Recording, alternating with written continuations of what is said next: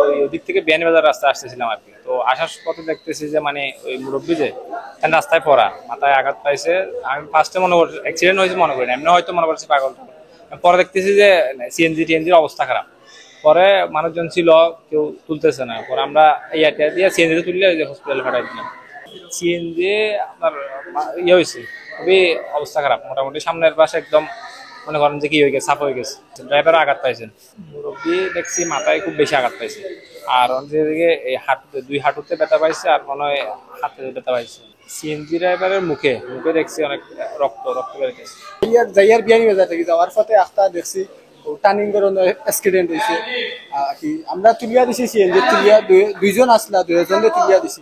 আর বিয়ানি বাজার ওখানে বিয়ানি বাজার বললেকার ভিতরে টেসলা হইলো, বর্তমানে হইলো সিএনজি আর রিক্সা। তারা নাকি কারণে এই বড় বড় অ্যাক্সিডেন্ট বা এই যত রাস্তার যেটাও এইসবটা হইলো সিএনজি আর রিক্সার লাগে বেশিরভাগ। ওটাও আমি কইম কি ওটা কন্ট্রোলের ভিতরে আইলে অ্যাক্সিডেন্ট কম হইব, সপ্তাহ কম হইব।